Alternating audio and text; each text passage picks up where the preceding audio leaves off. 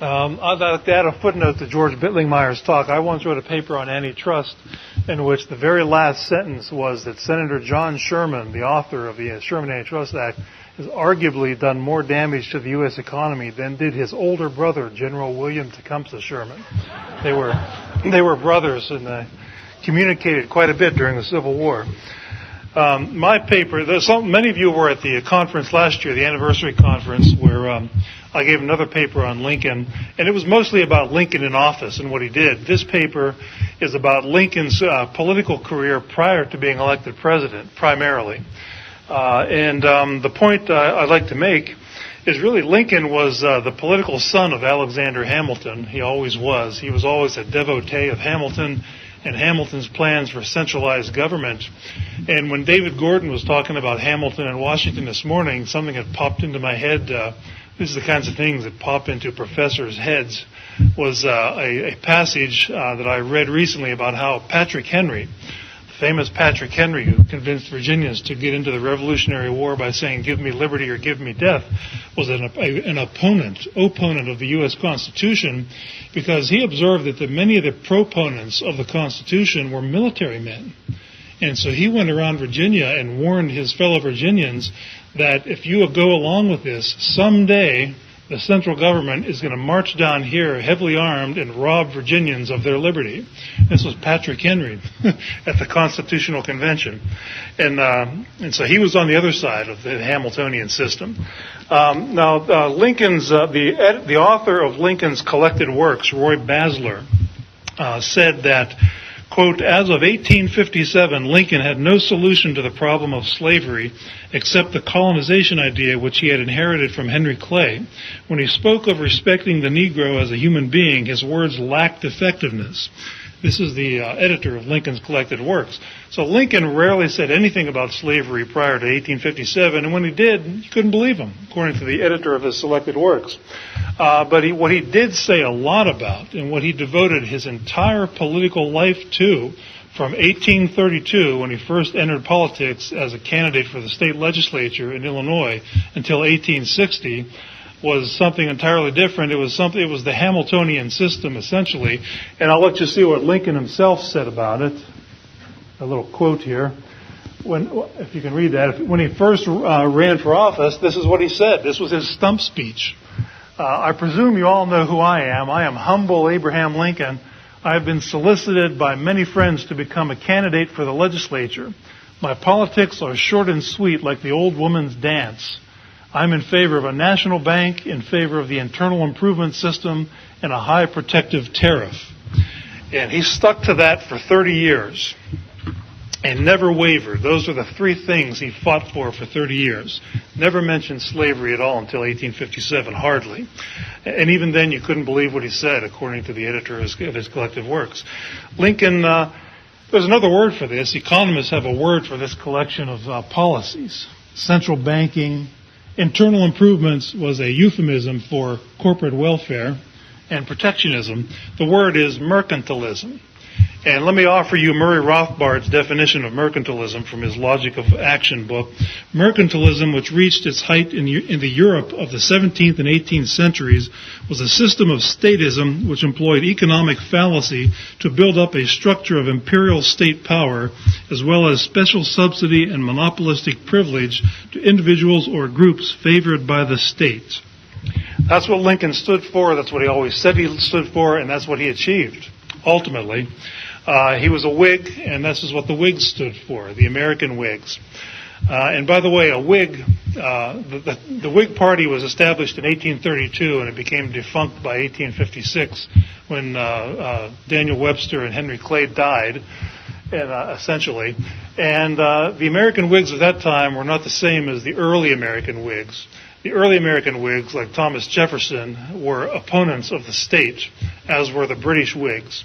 That's why the whole term Whig, as understood by Lincoln as a Whig, is a deceptive term, because they were in favor of state power. They weren't the opponents of state power. They're in favor of it, but they took the name that Americans knew had been tagged to Jefferson and his compatriots and called themselves Whigs. So I thought that was kind of interesting. Lincoln said in 1859 that he was, quote, always a Whig in politics, and he eulogized Henry Clay by calling him the great parent of Whig principles and the fount from which my own political views have flowed. Roy Bassler said that in the eulogy, one could hardly read any paragraph in the eulogy without feeling that Lincoln was consciously or unconsciously inviting comparison and contrast of himself with Henry Clay. Now, and his system of corporate welfare, protectionism, and central banking.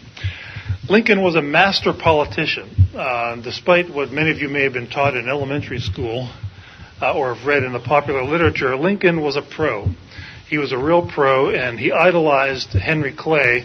I've read several biographies of Henry Clay over the past year, and I've come to the conclusion that I think of him as sort of a combination of Tip O'Neill, Danny Rostenkowski, and Bill Clinton all rolled into one. Henry Clay. He was a political genius, which is to say he was a maniac of some sort, and a man to be feared. But he was such a genius in politics that he was first elected in 1811, and 1 year later was voted Speaker of the House of Representatives. He was such a natural. This is the man who Lincoln idolized. Lincoln was a skilled politician. David Donald, who's a Pulitzer Prize-winning biographer of Lincoln, said that Lincoln was, quote, the master wire puller who operated the state political organization first of the Whig Party and after its decay, that of the Republicans. He spent virtually his entire political career prior to 1860 just doing the dirty work of politics. And now let me read you one thing. This is a letter that he sent out to all the Whig Party hacks in Illinois. He said, this is what you do. He was directing them. Divide your county into small districts and appoint in each one a subcommittee. Make a perfect list of all the voters and ascertain with certainty for whom they will vote. Designate doubtful voters in separate lines indicating their probable choice. Each subcommittee must keep a constant watch on the doubtful voters and have them talked to by those in whom they have the most confidence. Also, Whig documents must be given them on election day. On and on and on. He did this for 30 years. He was just the consummate politician.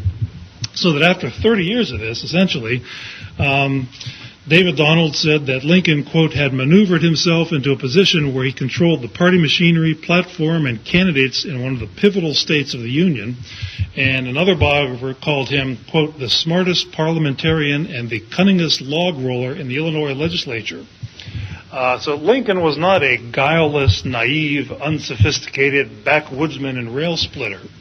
He was slick. Slick Abe doesn't have a ring to it, but he was slick. One example, one anecdote of how slick he was is, here he is, the master wire puller, the master politician, the biggest conniver in Washington. That's what a master politician is. A group of Pennsylvania congressmen visited him in the White House, and Lincoln said this to them, quote, I never was a contriver. I don't know much about how things are done in politics, end quote. That was Abraham Lincoln as president. And so he used these tremendous political skills, and he was a political genius and a silver-tongued genius at that. And that's a dangerous competition for a politician to be a silver-tongued political genius, in no matter who you are. Lincoln, so what did he apply this genius to?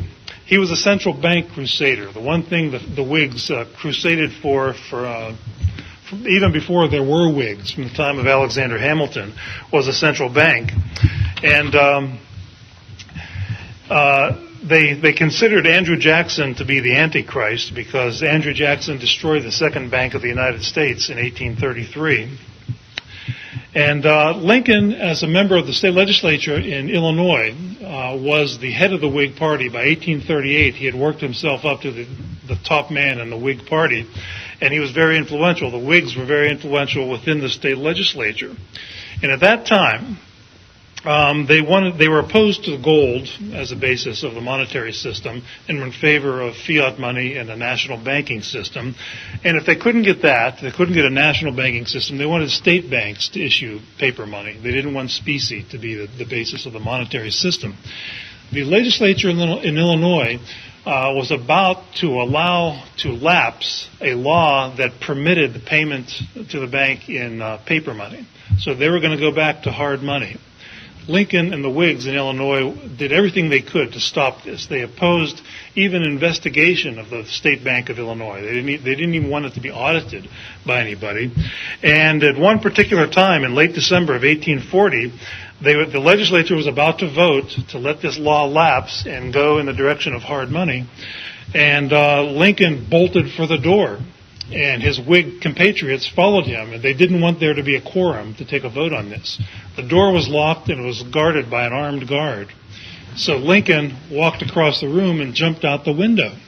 It was a first-floor window, and all of his Whig followers, like lemmings, all jumped out the window of this building.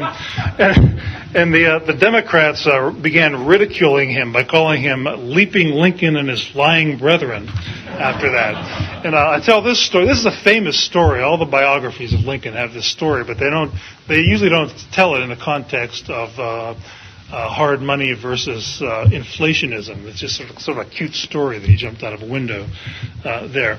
But so that's just one example of how in the early days he was fighting for inflationism in central banking, or at least against hard money. Lincoln was a lifelong protectionist, and he made many speeches that were just downright foolish and stupid if you look at them, even from the standards of the economics of that time. Absurd. For example, he argued that protectionist tariffs would not harm the average consumer at all, because they would only be collected from, quote, those whose pride, whose abundance of means prompt them to spurn the manufacturers of our own country and to strut around in British cloaks and coats and pantaloons. That was one of his stump speeches on protectionism. He told a newspaper reporter that, quote, he could not tell the reason, but he was sure that protectionist tariffs would make everything the farmers bought cheaper somehow. Like I said, absurdities. He was a devotee of an economist named Henry C. Carey, who all the Whigs were, who wrote protectionist creeds. He was from Pennsylvania, of course, being a big protectionist. And Lincoln made another stump speech that took some of Carey's work and said that free trade would supposedly increase the costs and prices because so much useless labor would be employed transporting goods from one country to another. By that logic, of course, it would be illegitimate for anyone in Ohio and Indiana to import things into Illinois. It's useless labor. Importing things into Illinois. Lincoln also believed in a crude version of the Marxian labor theory of value. He announced in one speech that free trade perpetuated a system whereby, quote, some have labored and others have, without labor, enjoyed a large portion of the fruits to secure to each laborer the whole product of his labor, or as nearly as possible, is a most worthy object of any good government. As an interesting anecdote, during the Civil War, Lincoln did receive several letters of support from Karl Marx himself. I have no idea whether Karl Marx ever read his speeches on the labor theory of value or not, but he was a big fan of Lincoln's. Protectionism, the second plank of the Whig platform. The third thing was corporate welfare, and Lincoln tried this out, using his dominant position in the Illinois legislature, his influence in the Illinois legislature. He was the main mover and shaker behind a $12 million appropriation for an incredible boondoggle in the early 40s, early 1840s. And here's what they planned to do. Here's what they promised to do. Imagine a politician proposing this today. Every river and stream was to be widened, deepened, and made navigable. A canal to connect the Illinois River and Lake Michigan was to be dug. Cities were to spring up everywhere. Capital from abroad was to come pouring in, attracted by the glowing reports of marvelous progress and great internal wealth. People were to come swarming in by colonies until the end.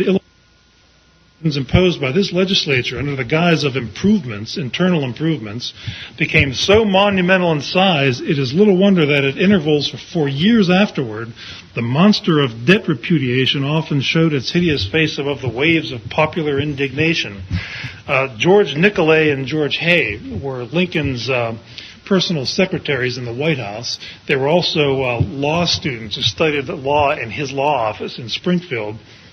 And They said that the market was glutted with Illinois bonds, one banker and one broker after another, to whose hands they had been recklessly confided in New York and London, failed or made away with the proceeds of the sales. So the bond dealers were just stealing all this money and taking away with it.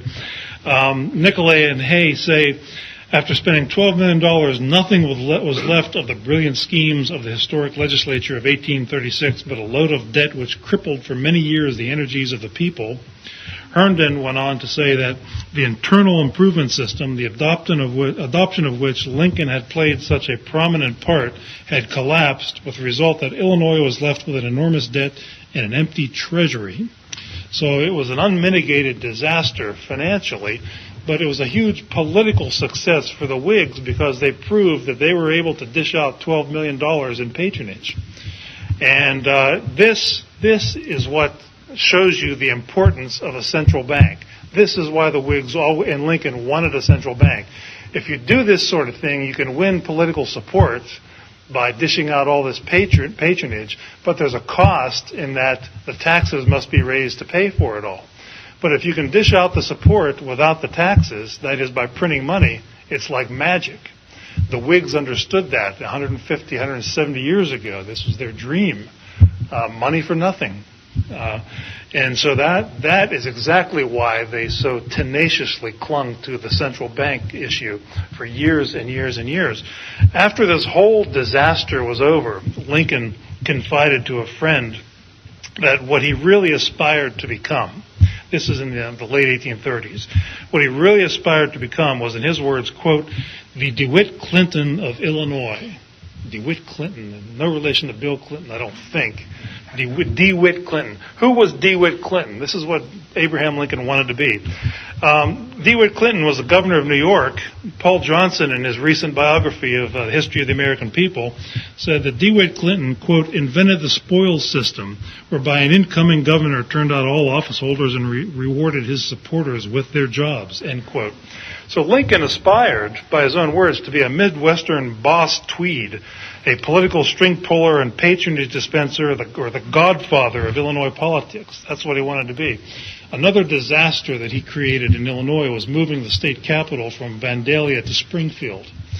And the governor of Illinois, Thomas Ford, in 1847, explained that there was no good reason for this other than Lincoln and the Whigs were able to collect a lot of bribe money from the businesses around Springfield, so they did it.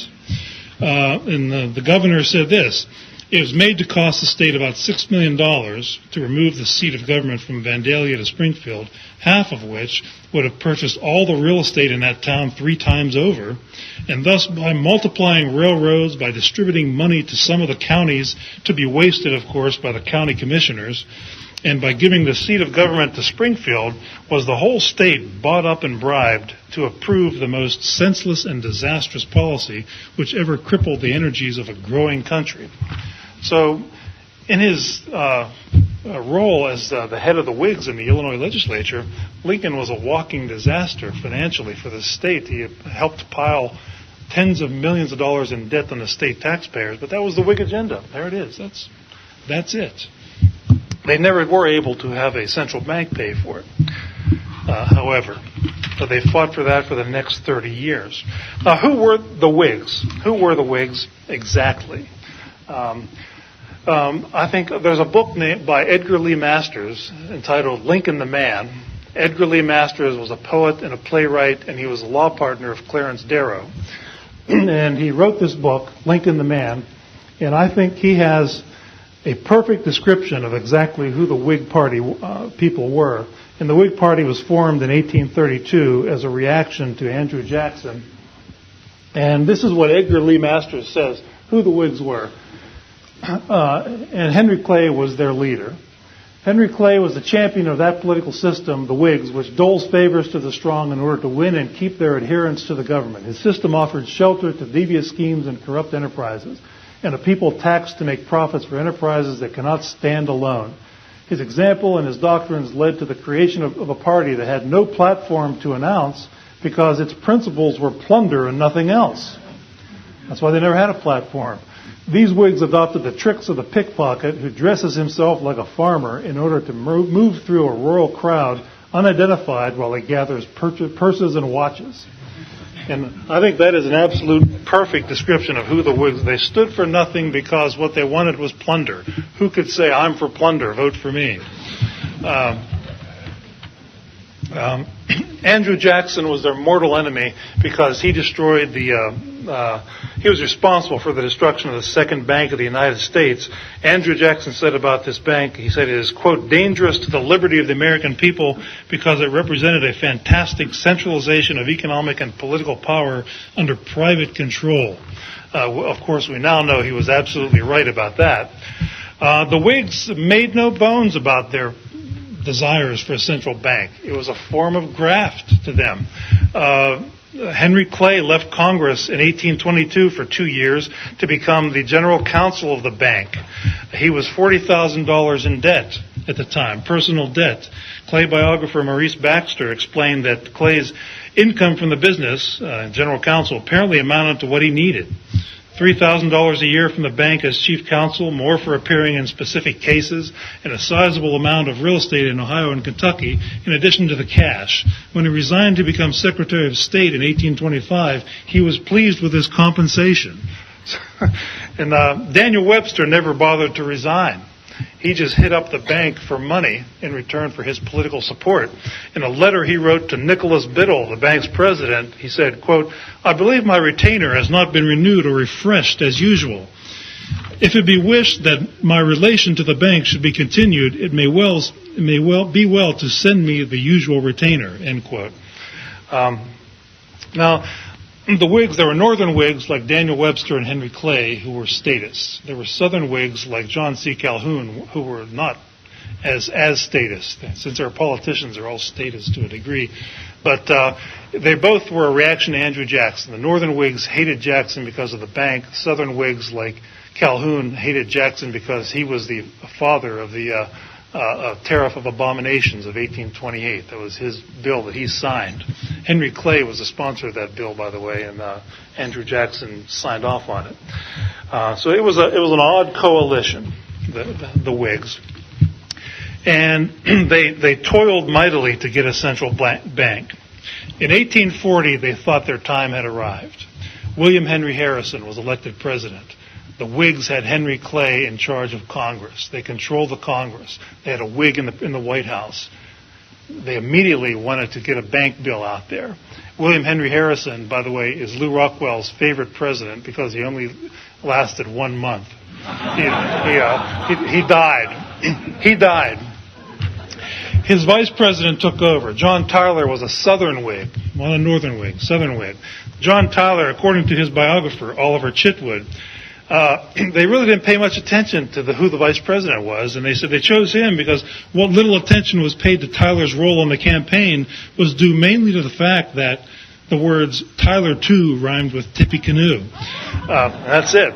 Okay, so the Whigs immediately put in a bill for a national bank, and they didn't even consult the president, and a tariff, and a big tariff increase. Didn't even ask the president. They just assumed Tyler would go on with it. Well, Tyler turns out to be a Jeffersonian. He vetoed the bank bill, saying the power of Congress to create a national bank to operate per se over the Union has been a question of dispute from the origin of the government. My own opinion has been uniformly proclaimed to be against the exercise of any such power by this government. The Whigs went berserk. They rioted at the White Houses with blunderbusses, drums, and trumpets, shouting, a bank, down with Tyler. They burned Tyler in effigy, and they kicked him out of their party. So for the next 3 years, he was president of the United States. He had no party affiliation. The Whigs kicked him out. And so for 20 more years, this was 1841, for 20 more years, this band of unscrupulous and imperious politicians continued promoting its views by electing former generals as their presidential candidates. General William Henry Harrison, General Zachary Taylor, General Winfield Scott were all their candidates. Taylor was elected, but he died in the second year too. And so, they lost another chance. He kicked the bucket. Okay, so we get to the late 1850s. The Whigs had become the Republicans. The Whig Party was defunct in 1856, and that's the year Lincoln became a Republican. And Lincoln assured his constituents that the Republicans stood for everything the Whigs always stood for, that there was no difference between them. There was just a different name, but it was the same collection of interest groups that had existed since the time of Hamilton, who wanted the same things, these same three policies. The Whigs had been defeated every step along the way by American presidents, beginning in James Madison, who vetoed internal improvements bills and many protectionist tariff bills, and the central bank, such as Andrew Jackson. Lincoln was their man because Lincoln was contemptuous of the Constitution. Samuel Morrison and Henry Steele Commager described Lincoln as, quote, a dictator from the standpoint of American constitutional law and practice. The political scientist Clinton Rossiter made the, quote, Lincoln dictatorship a major case study in his book, Constitutional Dictatorship. William Archibald Dunning, a historian, referred to the Lincoln administration as a, quote, temporary dictatorship. Even his defenders called him a benevolent dictator. He's a dictator, yeah, but he was a benevolent dictator. Okay.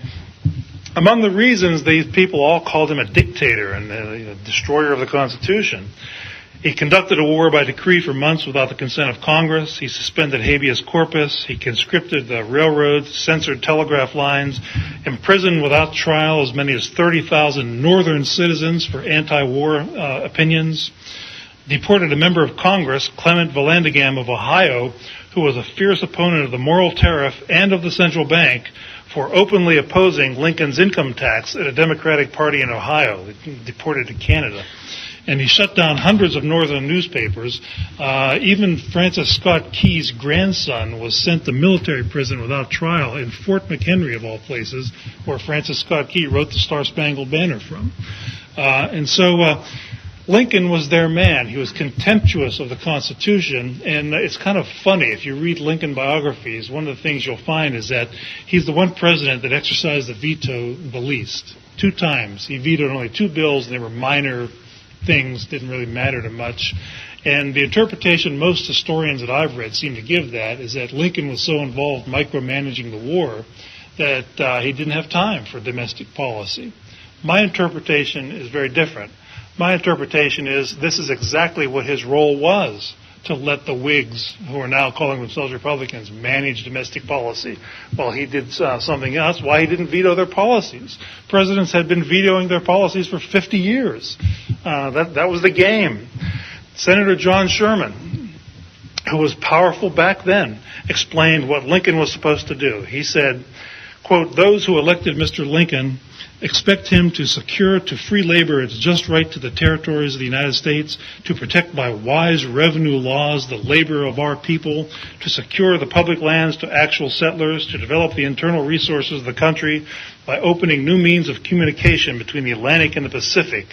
That's kind of a mind-boggling collection of words, but David Donald interprets that. He says, interpreting this from the politician's idiom into plain English, this means Lincoln and the Republicans, quote, intended to enact a high protective tariff that mothered monopoly, to pass a homestead law that invited speculators to loot the public domain, and to subsidize a transcontinental railroad that afforded infinite opportunities for jobbery, end quote. And that, of course, is exactly what they did. Lincoln in office, the tariff in 1857 is the lowest tariff rates that have ever been in American history. 4 years later, they were the highest in history. The average tariff rate was 47.06% by 1862. And Frank Taussig, the historian of the American tariff system, said that long after the war, almost any increase in tariff duties demanded by domestic producers was readily made. Great fortunes were made by changes in legislation urged and brought about by those who were benefited from them. So plank number 1, protectionism, ran rampant for decades after the war. Corporate welfare, in the midst of the Civil War, when the Confederates, as of 1862, the Confederates were winning the war and Lincoln was desperate. And yet they're diverting millions of dollars to build railroads out to California. Railroad lobbyists descended on Washington in early 1862, and they created a nationalized version of the financial mess that Lincoln was involved in Illinois that I described earlier, essentially. And this mess lasted long after Lincoln died. And of course, the Grant administration was famous for all the corruption that came as a result of this. When during the Grant administrations, the Speaker of the House, Schuler Colfax, who was later Grant's vice president, was caught up in the credit mobilier scandal, as were a dozen prominent Republican congressmen. Secretary of War Belknap was forced to resign for taking bribes. Orville Babcock, his Grant's private secretary, was involved in a swindling ring. Treasury Secretary W.W. Richardson was implicated in a tax swindle. Grant's ambassador to England, Robert Schenck, had to flee England to avoid being arrested for selling Londoners' worthless stock. It's on and on and on. Okay. And Leonard Curry, the historian, remarked that following the war, following all this, other interests, desirous of demonstrating that they too were politically powerful and hence deserving of preference, hastened to the feast of corporate welfare for decades afterwards. The central bank was finally created. The National Currency Acts of 1863 and 1864 created a network of nationally chartered banks. And Lazarus Powell from Kentucky, a congressman, I dug up a quote from him that said something I thought that I kind of like this quotation, his statement about the meaning of the creation, finally, of the central bank. He said, he was an opponent of it at the time. He said, central banking would enable the National Congress to destroy every institution of the states and cause all power to be consolidated and concentrated here in Washington. And I think he was absolutely right. The Clay-Lincoln American system, as it was called, mercantilist system, was virtually complete at this time. And let's see. And my time is almost up. But one final conclusion I would make. I wrote some quotations down. I guess I lost them. I want to make a minor connection between this and what David Gordon said earlier. It's another thing popped into my head, in that David Gordon mentioned that because George Washington was so revered, virtually anything he said was, I'm for it because Washington's for it. Well, that to this day, that is true of Lincoln. People are still invoking Lincoln. Jack Kemp barely can ever make a speech without saying, "Party of Lincoln." I'm the party of Lincoln. And the late Mel Bradford had an interesting way of looking at this, and he was a big critic of Lincoln, unlike me. One phrase, he says one thing that came out of Lincoln's death was what he called, quote, a durable heritage of pious self-congratulation. And he quotes Robert Penn Warren as referring to this as the treasury of virtue. That is, anything that can be done in the name of Abraham Lincoln is virtuous and pious by definition. Whether it's sleazy corporate welfare schemes, inflationism, it doesn't matter. Lincoln, if you can connect Lincoln to it, it's a good idea. But so my theme here is that mercantilism is what Lincoln was always all about. And if you really want to read up on this history, I have some good quotes from Benjamin Wade and other famous so-called abolitionists who always said the main reason they were in favor of abolition was to end the 3/5 clause of the Constitution, which artificially inflated the Democratic Party's influence, and to reverse that. But the object was this. The object of that was to get enough votes to pass this system. They always admitted that, as did Lincoln. Time is up.